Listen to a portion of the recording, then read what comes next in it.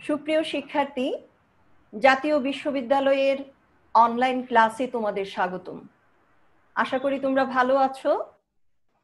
আমার নাম ডক্টর মহাশ্বেতা রায়, সহযোগী অধ্যাপক, উদ্ভিদ বিজ্ঞান বিভাগ, চট্টগ্রাম কলেজ, চট্টগ্রাম। আমি তোমাদেরকে গত ক্লাসে জেনেটিক্স থেকে লেকচার 1-এ মেন্ডেলিজম পড়িয়েছিলাম। এখন আমরা আজকে মেন্ডেলের সূত্রের কিছু ব্যতিক্রম পড়ব। আমি আজকে স্লাইড শেয়ারে যাচ্ছি। আজকে আমার লেকচার 2, আজকের লেকচারের টাইটেল হলো exceptions of Mendel's laws. Chapter 1ও নিয়েছি আমি, কিছু অংশ যেটা বাকি ছিল, এবং 4 থেকে আমি নিয়েছি কমপ্লিট অ্যান্ড ইনকমপ্লিট ডমিনেন্স। তারপর নিয়েছি চ্যাপ্টার 7 এলিলিজম অ্যান্ড প্লিওট্রপিজম। এইগুলির উপরই আজকে আমার মূল আলোচনা থাকবে। মেন্ডেলিজমের পুনঃ আবিষ্কার হয় 1900 সালে এবং 3 জন বিজ্ঞানী এই মেন্ডেলিজমের পুনঃ আবিষ্কার করেন। তখন এই 1900 সাল থেকে বিভিন্ন বিজ্ঞানীরা দেখলেন বিভিন্ন উদ্ভিদ প্রাণীতে পরীক্ষা করে মেন্ডেল যে রেশিওগুলি দিয়ে গেছেন সেইগুলি রেশিও ওনারা পাচ্ছেন না, ওনারা ভিন্ন রেশিও পাচ্ছেন। এবং এই ভিন্ন রেশিও পাওয়ার পর তখন মেন্ডেল এই মেন্ডেলবাদ নিয়ে কি হলো, যে প্রশ্নবিদ্ধ হলো যে মেন্ডেলবাদ কি যথার্থ, নাকি মেন্ডেলবাদের এই মৌলিকত্ব নিয়েও প্রশ্নবিদ্ধ করলেন। এবং যে প্রশ্নবিদ্ধ করার মধ্যে যে যাদের নাম সবচেয়ে বেশি উল্লেখ করা হয় সেইটা হলো কার্ল, পিয়ারসন, গ্যালটন। ওনারা ছিলেন এই মেন্ডেলবাদের বিপক্ষে, অর্থাৎ মেন্ডেলের এই এক্সেপশনগুলিকে ওনারা বলছেন যে মেন্ডেলের তথ্য তাহলে ভুল, কারণ মেন্ডেল যেটা দিয়ে গেছেন তার ব্যতিক্রম দেখা যাচ্ছে। কিন্তু ঠিক ওই সময়ই আরো 3 জন বিজ্ঞানী, ব্যাটসন, পানেট, জোহানসন, ওনারা বললেন যে না, মেন্ডেল যে থিওরিটা দিয়ে গেছেন সেইটার ব্যতিক্রমগুলিকেও এটার সাথে সমন্বয় করে ওনারা বললেন যে মেন্ডেলের এই ব্যতিক্রম, কিছু কিছু ব্যতিক্রম আছে মেন্ডেলের সূত্র দ্বারা ব্যাখ্যা করা যায়, কিছু শর্ত সাপেক্ষে এগুলিকে মেন্ডেলের সূত্র দ্বারাই ব্যাখ্যা করা যায়। আবার কিছু কিছু ব্যতিক্রম আছে যেগুলিকে মেন্ডেলের সূত্র দ্বারা ব্যাখ্যা করা যায় না। তখন এদেরকে নাম দিলেন কি, যে এই ব্যতিক্রমগুলিকে বললেন যে 2 ধরনের ব্যতিক্রম হতে পারে। আপাত, অ্যাপারেন্ট এক্সেপশন, যে সমস্ত ব্যতিক্রমকে শর্ত সাপেক্ষে মেন্ডেলের সূত্র দ্বারা ব্যাখ্যা করা যায় তাদেরকে বলাই আপাত বা অ্যাপারেন্ট ব্যতিক্রম, আর যেগুলিকে কোনোভাবেই মেন্ডেলের সূত্র দিয়ে ব্যাখ্যা করা যায় না তাদেরকে বলা হয় প্রকৃত ব্যতিক্রম। এখন এখানে দেখো তোমরা যে আপাত এবং প্রকৃত ব্যতিক্রমের আমি অনেকগুলো দিয়েছি, উদাহরণ দিয়েছি। এইখানে আপাত ব্যতিক্রমের যে কালারগুলো সেইগুলি দিয়ে দিয়েছি, এখানে সবগুলো আপাত ব্যতিক্রম। কি কি আছে আপাত ব্যতিক্রম? লিথাল জিন, অসম্পূর্ণ প্রকটতা, সহ প্রকটতা, অতি প্রকটতা, পরিপূরক জিন আন্তঃক্রিয়া, প্রতিলিপি জিন আন্তঃক্রিয়া, এপিস্ট্যাসিস। এইগুলি হলো মেন্ডেলের সূত্র দিয়ে এগুলিকে ব্যাখ্যা করা যায়। আবার মাল্টিপল অ্যালিল, প্লিওট্রপি, জোটবদ্ধ বা লিঙ্কড জিন এবং পলিজিন, এইগুলিকে মেন্ডেলের সূত্র দিয়ে আর ব্যাখ্যা করা যায় না। তখন এইগুলিকে বলছেন যে এইগুলি হলো এই প্রকৃত ব্যতিক্রম। বা এখন আমরা দেখি যে মেন্ডেলের প্রথম সূত্রে আমরা কি দেখতে পেয়েছিলাম। আমরা মেন্ডেলের প্রথম সূত্রে দেখতে পেয়েছিলাম লম্বা গাছের সাথে খাটো গাছের সংকরায়নে লম্বা গাছ F1 প্রজন্মে সবগুলো লম্বা, অর্থাৎ লম্বা গাছের জন্য দায়ী যে ক্যাপিটাল জিন সেইটি খাটো এর জন্য দায়ী যে স্মল টি, এটাকে কি করে রেখেছে, বাধা দিয়ে রেখেছে, তার বৈশিষ্ট্যকে প্রকাশ হইতে দেয় নাই, এবং F1-এ সে নিজের বৈশিষ্ট্যটাই প্রকাশ করেছে। তাহলে ডমিনেন্স আমরা দেখেছি, অর্থাৎ আমরা মেন্ডেল বাদে আমরা দেখেছি ডমিনেন্স, প্রকটতা। প্রকট জিনের এই যে রিসেসিভ জিনের বৈশিষ্ট্যকে দমিয়ে রাখার যে ক্ষমতা, তাকেই বলা হয়, এই ঘটনাটাকেই বলে প্রকটতা। তাহলে ডমিনেন্স, ওয়ান এলিল মাস্ক দা আদার এলিল, অর্থাৎ একটি এলিল অন্য এলিলকে মাস্ক করে রাখে, তার বৈশিষ্ট্যকে চাপা দিয়ে রাখে, প্রকাশ পেতে দেয় না। এটা ছিল মেন্ডেল লতে আমরা দেখেছি, এই ডোমিনেন্সটা আমরা দেখেছি মেন্ডেল লতে। কিন্তু দেখা গেল যে এখানে একটি ফুল দেখো, সন্ধ্যা মালতী মিরাবিলিস জালাপা, কিন্তু এইখানে এসে দেখা গেল যে এরকম একটি সাদা এবং একটি এই পিঙ্ক কালারের ফুলের এর মধ্যে, বেগুনি কালারের ফুলের মধ্যে যখন সংকরায়ন করা হলো, তখন F1 প্রজন্মে এইখানে তো হওয়ার কথা ছিল, এইটার বৈশিষ্ট্য প্রকাশ পাওয়ার কথা ছিল, তাই না? যদি এইটা প্রকট জিন হয়, এটা প্রকট, এটা প্রচ্ছন্ন সাদা বৈশিষ্ট্য, তাহলে এইখানে হওয়ার কথা ছিল কি রঙের ফুল বলো একজন? কি কালার হওয়ার কথা ছিল?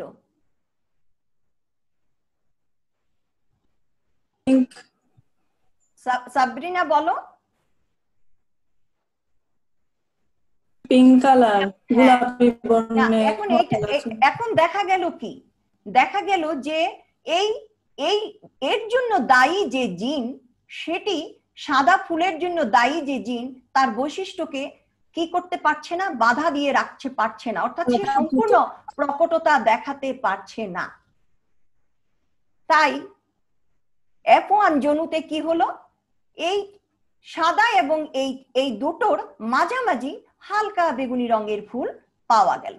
তখন এটাকে, এই জিনিসটাকে বললো যে কি হয়, one allele does not completely mask the other allele, অর্থাৎ একটি এলিল সব সময় ওই অন্য এলিলকে মাস্ক বা বাধা দিয়ে বা তাকে দমিয়ে রাখতে পারে না, তার বৈশিষ্ট্যকে। এইখানে দেখো কমপ্লিট ডমিনেন্স, ইনকমপ্লিট ডমিনেন্স, এই ছবিটি দিয়ে তোমরা খুব ভালো করে বুঝতে পারবে যে এইখানে ক্যাপিটাল আর অর্থাৎ প্রকট, এইখানে স্মল আর প্রচ্ছন্ন। কাজে এই দুটোর মধ্যে যখন সংকরায়ন হয় তখন কি হওয়ার কথা ছিল? মেন্ডেল সূত্র অনুসারে F1 এ হওয়ার কথা ছিল লাল, এবং এইটাই হয়েছে, তাই তো?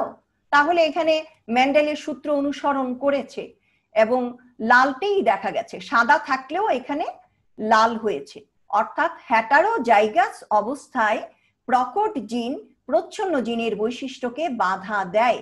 এটি হলো কমপ্লিট ডমিনেন্স। কিন্তু এইখানে দেখো, এইখানে দেখা গেল যে লালের সাথে সাদার ক্রস করানোর পর এখানে লালটা তো আসলো না। তার মানে কি, এইখানে ক্যাপিটাল আর কি করতে পারে নাই, এই স্মল আর এর বৈশিষ্ট্যকে বাধা দিতে পারে নাই। এর দুজনেরই এইখানে আংশিক বৈশিষ্ট্যের প্রভাবের ফলে এইখানে হালকা রঙের এই কালার একটি এসেছে।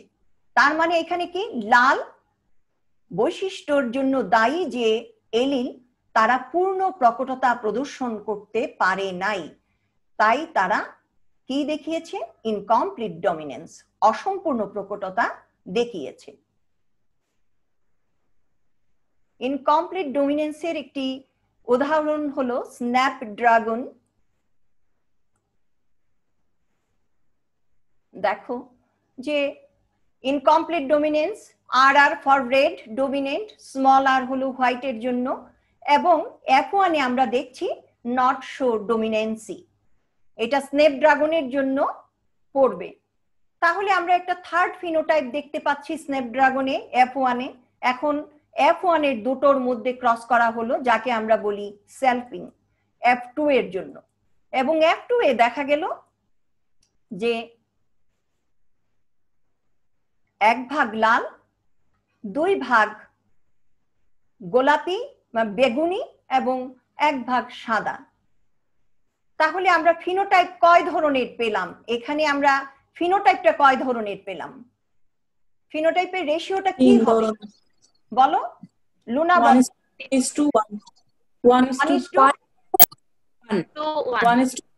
1:2:1। এটা কিন্তু ফিনোটাইপিক রেশিও দেখেই বলা যাচ্ছে যে এখানে মেন্ডেল বাদে কয় ধরনের রেশিও থাকার কথা ছিল F2 তে? 2 ধরনের 3:1 থাকার কথা ছিল। তাহলে আমরা কি দেখলাম যে ইনকমপ্লিট ডমিনেন্স যখন হয়, যখন মনোহাইব্রিড ক্রস, আমরা একটি বৈশিষ্ট্যকে নিয়ে যখন ক্রসটা হচ্ছে মনোহাইব্রিড, সেইখানে 3:1 রেশিওর পরিবর্তে ফিনোটাইপিক রেশিও পাওয়া যাচ্ছে 1:2:1 এবং এদের জিনোটাইপিক রেশিও 1:2:1। এটা খুবই গুরুত্বপূর্ণ যে ফিনোটাইপিক এবং জিনোটাইপিক রেশিও ইকুয়াল হয়, সমান হয়। এটা কি বুঝতে পারছো এখান থেকে যে জিনোটাইপিক এবং ফিনোটাইপিক রেশিও হচ্ছে সমান ইনকমপ্লিট অসম্পূর্ণ প্রকটতার ক্ষেত্রে। ইনকমপ্লিট ডমিনেন্স যে আমি বললাম উদ্ভিদে, এটা কিন্তু প্রাণীতেও মানুষেও দেখা যায়। যেমন মানুষের কার্লি হেয়ার আর স্ট্রেইট হেয়ার এরকম যদি থাকে, দেখা যায় যে তার F1 প্রজন্মে সবার অন্যরকম ওয়েবি হেয়ার, একটু ঢেউ খেলানো চুল আসে, এবং তারপরে F2 তে এসে দেখা যায় যে 1:2:1 রেশিওতে কি হয়, কার্লি, ওয়েবি এবং স্ট্রেইট, অর্থাৎ জিনোটাইপ এবং ফিনোটাইপিক রেশিও এক। তাহলে এইখান থেকে একটি বিষয় ইনকমপ্লিট ডমিনেন্ট থেকে তোমাদের মাথায় রাখতে হবে, সেটা হলো ইনকমপ্লিট ডমিনেন্ট হলে ফিনোটাইপিক এবং জিনোটাইপিক রেশিও সেম হয়। যাই যে তোমাদের কমপ্লিট এবং ইনকমপ্লিট ডমিনেন্সের মধ্যে পার্থক্য, আশা করি এটা তোমরা পারবে। কাকে বলে প্রথম আমি দেখিয়েছি যে যখন সম্পূর্ণ বাধা দেয় সেটা কমপ্লিট, যখন সম্পূর্ণ বাধা দিতে পারে না প্রকট এলিল প্রচ্ছন্ন এলিলকে তখন ইনকমপ্লিট। এখানে প্রকট প্রচ্ছন্ন দেখায়, এখানে কোনোটি প্রকট প্রচ্ছন্ন দেখায় না। তারপর প্রচ্ছন্ন এলিলের প্রকাশে এখানে বাধা দেয়, এখানে প্রচ্ছন্ন এলিলের প্রকাশে বাধা দেয় না। এটা তোমরা আশা করি বুঝেছো এবং পারবে। এখানে উদাহরণ হলো লম্বা এবং খাটো বৈশিষ্ট্য। এখানে আমরা দেখলাম যে সন্ধ্যা মালতীর সাদা এবং লাল ফুলের মধ্যে সংকরায়ন, কার্ল করেন্স যেটা করেছেন, প্রথম যে ছবিটা দেখিয়েছিলাম সেটা। এখন এইখানে আমরা এই ধরনের ছবি কিন্তু আমরা প্রকৃতিতে দেখে থাকি, বিভিন্ন রকমের ফুলের উপর ছিটাফাটা অন্যান্য রকমের ভেরিয়েশন। এই যে ভেরিয়েশন গুলি, এইগুলি কেন হয়, এখন আমরা এই ভেরিয়েশনের কারণ জানবো যে এরকম ভেরিয়েশন কেন হয়। দেখো, এটাকে আমরা বলছি যে এখানে হলুদ এবং একটা বেগুনি দেখালাম, এবং এখানে নিচে দেখাচ্ছি যে হলুদের মধ্যে বেগুনির প্রভাব আসছে, আবার বেগুনির মধ্যে হলুদের প্রভাব আসছে, অর্থাৎ কেউ কাউকেই মানছে না, দুইজনেই তাদের বৈশিষ্ট্যটা প্রকাশ করছে। এইটাকে বলা হয় কোডোমিনেন্স। কোডোমিনেন্স অর্থাৎ প্রত্যেকেই প্রকট থাকার প্রবণতা দেখায়, যার ফলে তাদের দুইজনকেই ফিনোটাইপের মধ্যে দেখা যায়। ক অর্থ হলো মিউচুয়াল অর টুগেদার, আর dominance mean one allele completely mask the other allele, কিন্তু এখানে does not completely mask the other allele. তাহলে আমরা কোডোমিনেন্সের সংজ্ঞায় বলছি কি, neither allele completely mask the other, result is little of each, অর্থাৎ কেউই কাউকে কি করতে পারে না, দমন করে বা বাধা দিতে পারে না, এবং তাদের রেজাল্ট কি হয়, মিলিত প্রভাবে একটি রেজাল্ট দেখা যায়, যেরকম আমরা ফুলগুলিতে দেখেছি। রডোডেনড্রনের এই ফুলের মধ্যেও সেম, দেখো ক্যাপিটাল আর রেড কালারের জন্য দায়ী এবং ডব্লিউ হলো হোয়াইট কালারের জন্য দায়ী। এরকম দুটো এলিল নিয়ে যদি হোমোজাইগাস দুটি উদ্ভিদের মধ্যে সংকরায়ন হয়, তাহলে কি হয়, সমস্ত উদ্ভিদগুলি হয় এইরকম পিঙ্কের উপর সাদার ছুপ ছুপ। তাহলে এটাকে বলে কোডোমিনেন্স। তাহলে কোডোমিনেন্স হলে আমরা কি দেখতে, এখানে সব কোডোমিনেন্স হলে তোমরা কি দেখতে পেলে, এখানে সবগুলি কেমন হলো, একই রকম, ফিনোটাইপ একই রকম হলো। ঠিক এরকম কোডোমিনেন্স কিসে দেখা যায়, প্রাণীতেও দেখা যায়। যেমন গরুর ক্ষেত্রে নিশ্চয়ই তোমরা দেখতে পেয়েছো এরকম যে হোয়াইট এবং রেড এরকম গরুর মধ্যে যখন সংকরায়ন হয় তখন রোয়ান, অর্থাৎ এইরকম দুটোর মিশ্রণের প্রভাবে একটি এইরকম বর্ণের গরু দেখা যায়।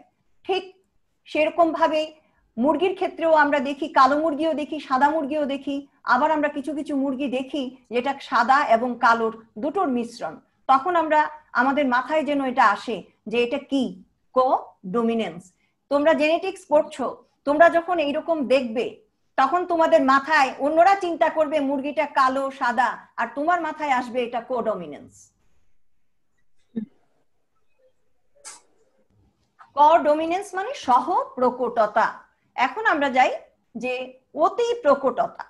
অতি প্রকটতা বা ওভার ডমিনেন্স। ওভার ডমিনেন্স কাকে বলে? দেখো, ওভার ডমিনেন্স, ওভার ডমিনেন্স হলো যে যদি এখানে একটা খেয়াল করো, এইগুলি হলো ড্রোসোফিলা। এইটার দিকে খেয়াল করো, আগে বুঝো। এটা হলো লাল চোখের একটি ড্রোসোফিলা, এটা হলো একটি সাদা চোখের ড্রোসোফিলা। এই যে লাল চোখের ড্রোসোফিলা, এটা হলো ন্যাচারাল, এই জন্য তাকে বলে বুনো বা ওয়াইল্ড।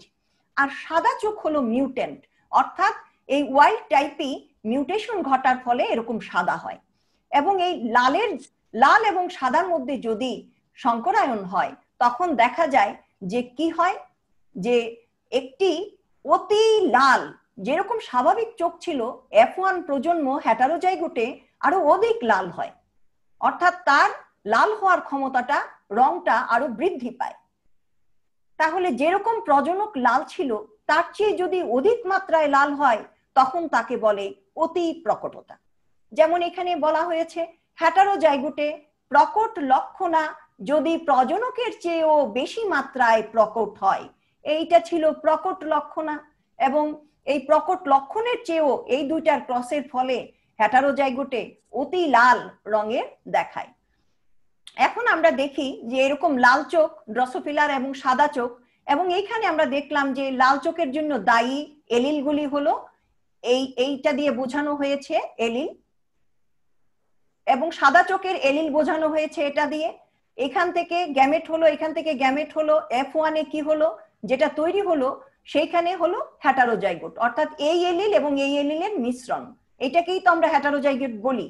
দুই ধরনের এলিল যদি থাকে, তাহলে এই ধরনের এটা কি হয়ে গেল, এই লাল চোখের চেয়ে এটার চেয়ে অধিক লাল, এটাকেই বলা হয় ওভার ডমিনেন্স। যেমন এই চোখের রঙের জন্য বিজ্ঞানীরা দেখলেন যে এই চোখের রঙের জন্য এক ধরনের পিগমেন্ট বা রঞ্জক এটার জন্য কাজ করে, চোখের এই রঙের জন্য। এটা অনেক রকমের রঞ্জক আছে, তার মধ্যে উল্লেখযোগ্য হলো, দেখো, এই সেপিয়া টেরিডিন এবং হিমেল ব্লাউজ, এই দুটো রঞ্জক পদার্থ এই কি হয়, এই দুটোর ইন্টারেকশনে বেড়ে যায়, অর্থাৎ আন্তঃক্রিয়ায় বেড়ে যায়, যার কারণে F1 প্রজন্মটি অধিক মাত্রায় লাল চোখ হয়ে থাকে। এটি হলো অতি প্রকটতা। বুঝতে পেরেছো? আচ্ছা, এখন লিথাল জিন। লিথাল জিন তো বোঝায়, লিথাল মানে ঘাতক জিন। লিথাল জিনস আর lethal alleles are alleles that cause the death of the organism and carries them. এটার কারণে কি হয়, এই যে প্রজন্মটি মারা যায়, এবং usually a result of mutation. এই যে লিথাল জিন, এটা আসলে মেন্ডেলের সূত্রের ব্যতিক্রম বলা যায় না, এটা আপাত ব্যতিক্রম। এতক্ষণ যা বলে আসছি প্রত্যেকটাই আপাত ব্যতিক্রম, যে এগুলি মিউটেশন হয় বলে কিছু পরিবর্তন হয়। এখন আমরা একটি উদাহরণ দেখব। লিথাল জিন, এটা ডমিনেন্ট লিথাল জিন। দেখো, ইয়ালো ইয়ালো, এটা কি ধরনের অবস্থায় আছে এলিলগুলি? হোমোজাইগাস না হেটারোজাইগাস?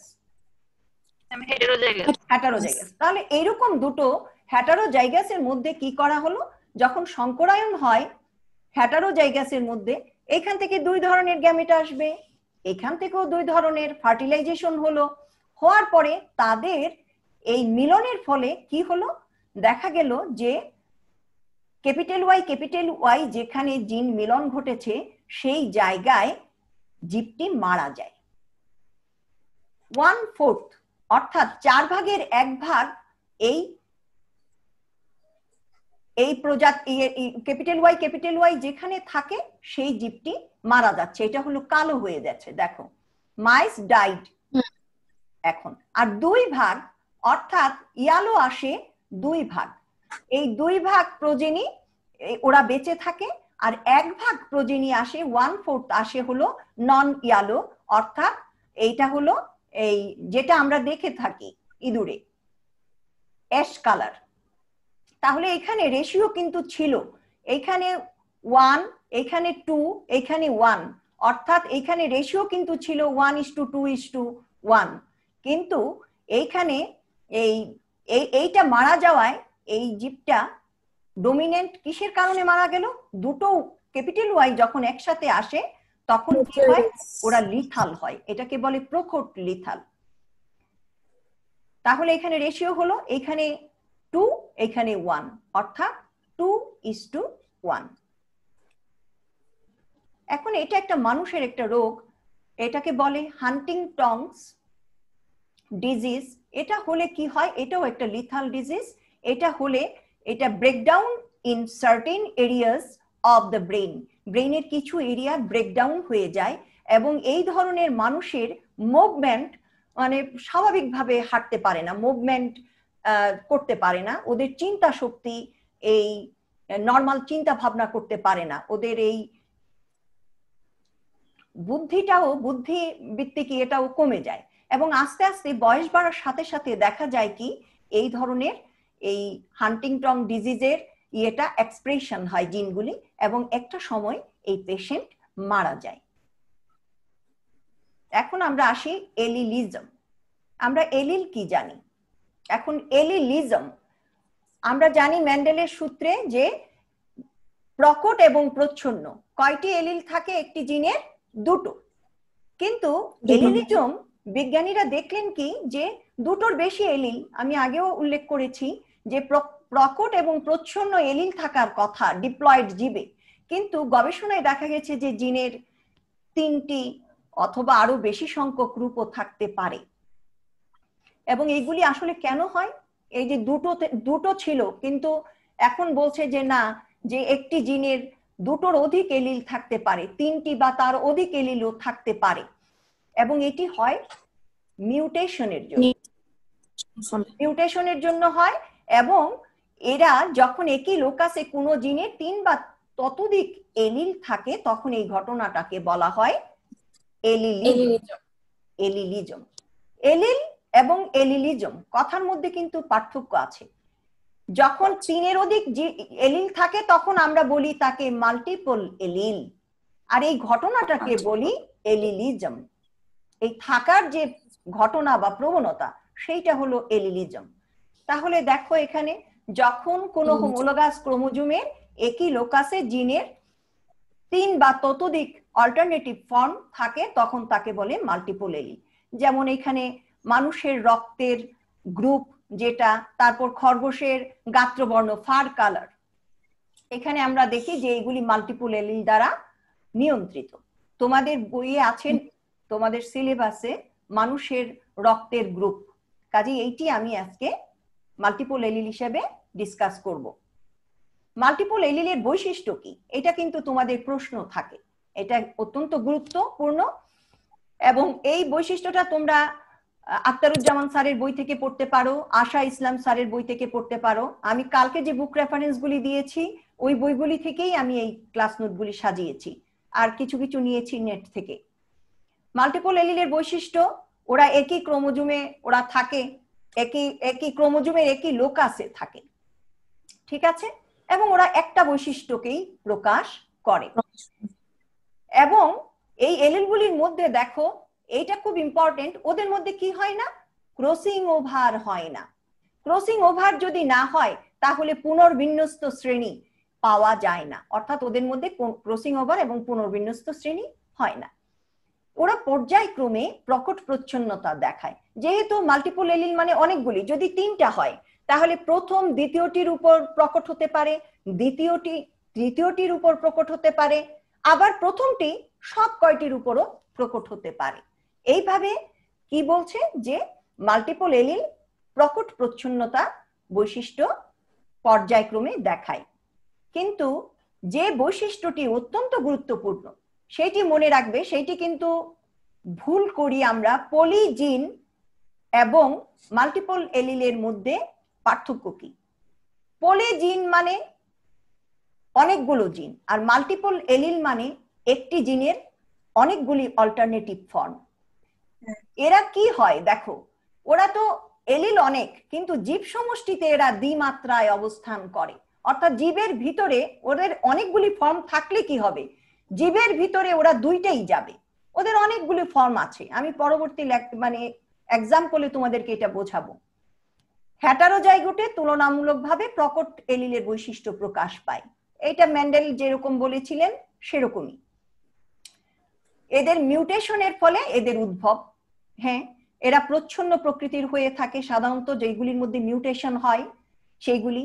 এরা পজিশন ইফেক্ট দেখায় না, অর্থাৎ যদি ওদের অবস্থানের পরিবর্তন হয়, এই অবস্থানের পরিবর্তনের কারণে ওদের বৈশিষ্ট্যের কোনো পরিবর্তন হয় না, ওরা একটা বৈশিষ্ট্য নিয়ন্ত্রণ করে। দুটি মিউটেন্ট এলিলের মধ্যে সংকরায়ন হলে বন্য শ্রেণী পাওয়া যায় না। অর্থাৎ যখন দুইটা মিউটেন্টের মধ্যে সংকরায়ন করা হয়, ক্রস করা হয়, তখন ওয়াইল্ড টাইপ বা বন্য শ্রেণী পাওয়া যায় না। এই হলো মাল্টিপল এলিলের বৈশিষ্ট্য। এখন আমরা বলো ম্যাম, বিন্দু মিউটেশন। হ্যাঁ, বিন্দু মিউটেশন এখানে লেখা আছে, বিন্দু হলো পয়েন্ট মিউটেশন। তোমরা এটা আলোচনা করলে আরেকটুতে, আমি যখন মিউটেশন পড়াবো তখন বোঝাবো। বিন্দু মিউটেশন মানে পয়েন্ট মিউটেশন। জিন বললে তো আমরা ডিএনএ এর সেই নাইট্রোজেন বেস পেয়ারকেই বুঝি, অর্থাৎ এডেনিন, গুয়ানিন, সাইটোসিন, থায়ামিন, এইগুলি দিয়েই তো জিনের সজ্জা। কাজেই এডেনিন বা থায়ামিন যে কোনো একটার মধ্যে একটা পয়েন্টে যদি পরিবর্তন হয়, এডেনিনের বদলে যদি সেইখানে সাইটোসিন চলে আসে, তাহলে এইটাকেই বলা হয় পয়েন্ট মিউটেশন। অর্থাৎ একটি নাইট্রোজেন বেজের মধ্যে যদি কোনো পরিবর্তন আসে, তখন তাকে বলে পয়েন্ট মিউটেশন। এটা মিউটেশন চ্যাপ্টার পড়ালে তোমরা বুঝতে পারবে। এখন আমি যাচ্ছি হলো এবিও ব্লাড গ্রুপ। মানুষের যে রক্তের, এটা মাল্টিপল এলিলের সবচাইতে উৎকৃষ্ট একটি উদাহরণ বলতে পারো, যে মানুষের এবিও ব্লাড গ্রুপ। এবং এটা মানুষের এই যে ব্লাড গ্রুপের 3টি এলিল আছে। এখানে আমি দেখিয়েছি যে জিনের এলিলস কয়টি, 3টি। একটি এ, আই বি, আরেকটি স্মল আইও দেখানো যায়, কোন কোন বইয়ে আছে I0। তার মানে এই 3টি এলিল দিয়ে এই মানুষের ব্লাড গ্রুপ নিয়ন্ত্রিত। এবং ওরা কয় নাম্বার ক্রোমোজোমে আছে, মানুষের 9 নাম্বার ক্রোমোজোমে এদেরকে দেখতে পাওয়া যায়।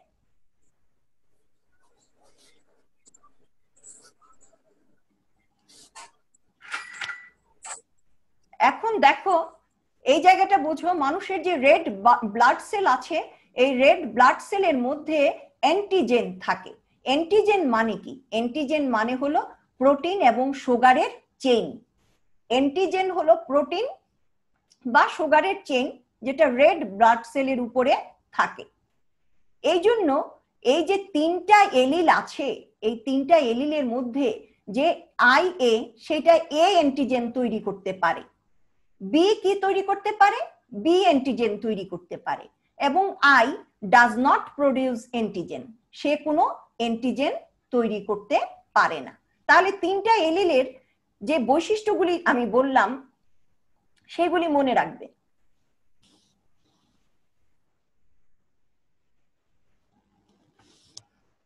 তাহলে অ্যান্টিজেনের উপর নির্ভর করে ব্লাড গ্রুপকে কয় ভাগে ভাগ করা যাচ্ছে? দেখো, 4 ভাগে। একটা হলো এ অ্যান্টিজেন তৈরি করতে পারে, সেই জন্য গ্রুপ এ, ও বি অ্যান্টিজেন তৈরি করতে পারে, ব্লাড গ্রুপ বি। এবং এ আর বি এর সংমিশ্রণে যারা এ এবং বি দুটোই তৈরি করতে পারে, তাদেরকে বলা হয় গ্রুপ এ বি। আর যারা কোনো অ্যান্টিজেন তৈরি করতে পারে না, এও তৈরি করতে পারে না, বিও তৈরি করতে পারে না, যাদের মধ্যে নাই এই অ্যান্টিজেনটা, রেড ব্লাড সেলের মধ্যে নেই, তাদেরকে বলা হয় গ্রুপ ও।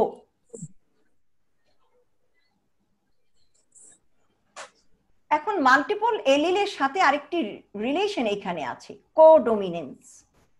মাল্টিপল এলিল আমরা দেখলাম যে 3টা এলিল কন্ট্রোল করছে, এবং আমরা দেখলাম যে এইখানে দেখো, এই যে এ এবং বি, ওরা এই 3টি এলিলের মধ্যে ওরা আবার একটি অপরটির কোডমিনেন্স।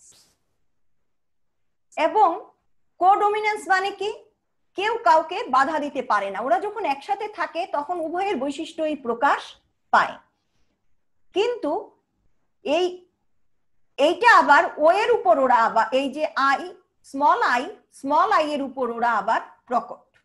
এই এও স্মল আই এর উপর প্রকট, বিও স্মল আই এর উপর প্রকট। তাহলে আইটা হলো রিসিসিভ, এ এবং বি এই দুটা হলো কোডমিনেন্স।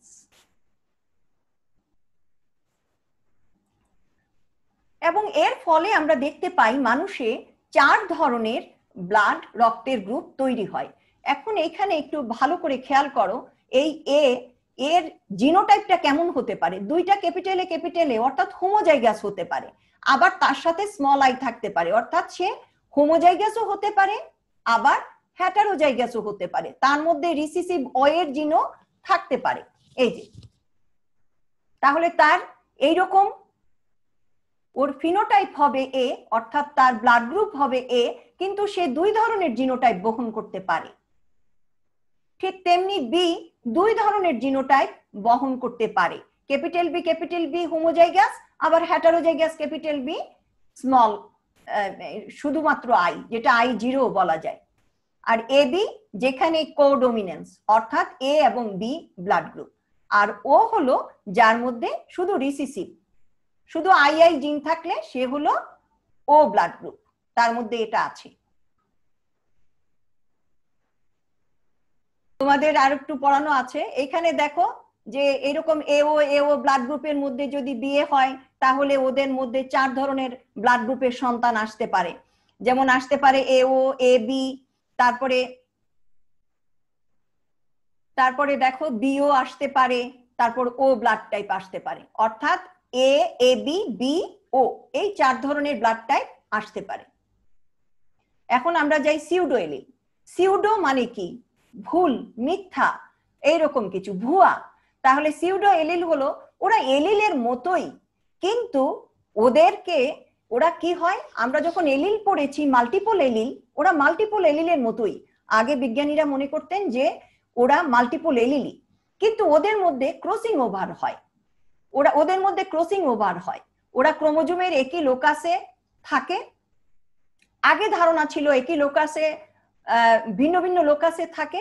আগের ধারণা ছিল যে সিউডো এলিল হলো ক্রোমোজোমের ভিন্ন ভিন্ন লোকাসে থাকে, কিন্তু এদের মধ্যে এত ঘনিষ্ঠ লিঙ্কেজ থাকে যে ওরা একসাথে পরবর্তী প্রজন্মে ইনহেরিট করে এবং এদের মধ্যে ক্রসিং ওভার হওয়ার সম্ভাবনা থাকে। এদেরকে বলা হয় সিউডো এলিল। কিন্তু এইখানে আমরা দেখি যে পন্টে কার্ভো উনি কি করেছেন, বলছেন যে একই জিনের ওরা আসলে ভিন্ন ভিন্ন লোকাস না, ওরা একই জিনের কয়েকটি স্বতন্ত্র একক। যদি মনে করো একটি ঘরকে একটি লোকাস, তাহলে বা তোমরা যে 3 জনকে আমি এখানে দেখতে পাচ্ছি, এখন আমি মনে করি যে 3 জন যদি একটি ঘরের ভিতরেই আছো, একটা ঘর, তাহলে তোমরা হলে মাল্টিপল এলিল। কিন্তু তোমাদের মধ্যে যদি একটু পার্টিশন দেয়া হয়ে যায় একটি ঘরের ভিতরে, তাহলে সাব ইউনিট হয়ে গেল। আমরা সাবলেট দেই না একই ঘরের ভিতর আরেকটি ফ্যামিলিকে সাবলেট, একই ঘর কিন্তু এর মধ্যে সাবলেট দিচ্ছি, আরেকজনকে ভাড়া দিচ্ছি। ঠিক এরকম সিউডো এলিল হলো, বিজ্ঞানীরা বললেন যে না, যে একই লোকাসের মধ্যেও পার্টিশন দিয়ে কিছু সাবলোকাস তৈরি হতে পারে, এবং এদেরকে তখন বললেন যে এদের মধ্যে ক্রসিং ওভার হতে পারে। কিন্তু মাল্টিপল এলিলের ক্ষেত্রে কোনো ক্রসিং ওভার হয় না, ওদের ক্ষেত্রে ক্রসিং ওভার হতে পারে এবং রিকম্বিনেশন হয়ে পুনর্বিন্যস্ত শ্রেণী তৈরি করতে পারে ওরা। আমরা মাল্টিপল এলিলে দেখেছি বুনো জাত তৈরি করে না, কিন্তু ওরা বুনো জাত তৈরি করতে পারে। এটার উদাহরণ হলো ড্রোসোফিলার স্টার অ্যাস্টেরয়েডাই এবং লোজেন লোকাস। এখন এখানে দেখো মাল্টিপল এলিলের কতগুলি বৈশিষ্ট্য আমি দিয়েছি। যে মাল্টিপল এলিলের বৈশিষ্ট্য হলো খুব গুরুত্বপূর্ণ, কার্যগতভাবে এলিলিক, কিন্তু গঠনগতভাবে ওরা এলিলিক নয়। ওরা কমপ্লেক্স লোকাসের বিভিন্ন পজিশনে অবস্থান করে এবং ওরা কমপ্লেক্স জটিল লোকাসে থাকে। একটা ঘরকে যদি 10টা ভাগে ভাগ করে দেওয়া হয়, তাহলে এখানে গ্যাদারিং হয় অনেক যদি এখানে অবস্থান করে। সরি, একটু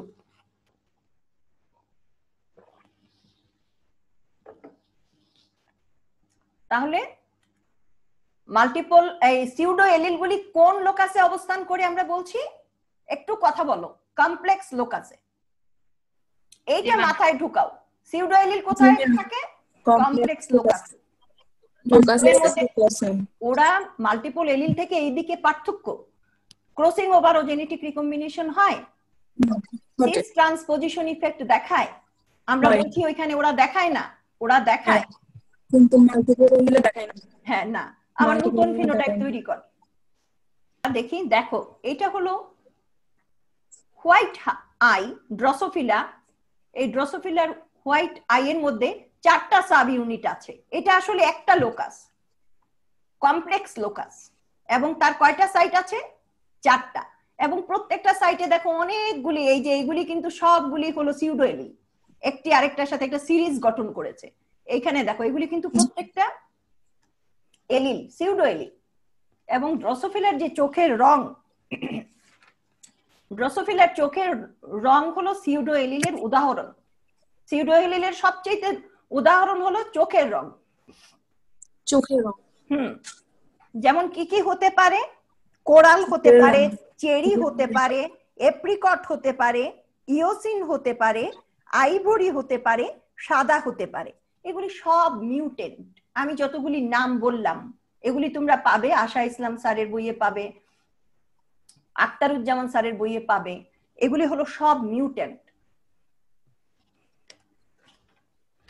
প্লিওট্রপি, প্লিওট্রপি হলো একটি, আমরা বলেছি যে মাল্টিপল ট্রেটস, মাল্টিপল ট্রেটস, দেখো ট্রেট 1, ট্রেট 2, ট্রেট 3, A B C দিয়ে বলেছি যে একটি জিন তো একটি বৈশিষ্ট্য প্রকাশ করতে পারে। মেন্ডেল বলছেন যে জিন, যেমন আমরা দেখি যে মেন্ডেলের সূত্রে যে একটি জিন একটি বৈশিষ্ট্যকে নিয়ন্ত্রণ করে, কিন্তু না, একটি জিন যদি একাধিক বৈশিষ্ট্যকে নিয়ন্ত্রণ করে তখন তাকে বলে প্লিওট্রপি।